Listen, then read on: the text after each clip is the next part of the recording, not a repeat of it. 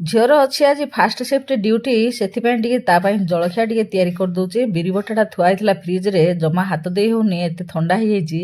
ଚାମଚରେ ପକେଇଦେଲି ବରା, ଆଉ ଟମାଟୋ ସସ୍ କରି ରଖିଛି ମୁଁ, ସେଇ ଟମାଟୋ ସସ୍ ସାଙ୍ଗରେ ବିରି ବରା ଦେଇଦେଲି ଝିଅକୁ ଖାଇବା ପାଇଁ।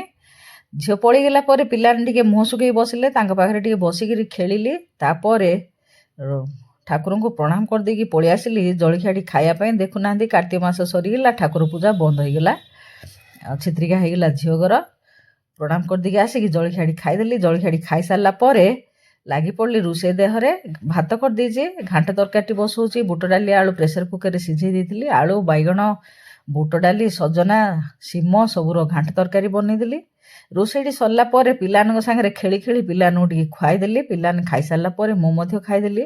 ତାପରେ ଟିକେ ରେଷ୍ଟ ନେଇକି ଉଠିଲି। ଉଠିଲା ପରେ ବସି ପଡ଼ିଲି ମେସିନ୍ ଦେହରେ ଟିକେ ସିଲେଇବା ପାଇଁ। ଭିଡ଼ିଓଟି ଭଲ ଲାଗିଲେ ଚ୍ୟାନେଲକୁ ସବସ୍କ୍ରାଇବ୍ କରିବେ। ରହୁଛି।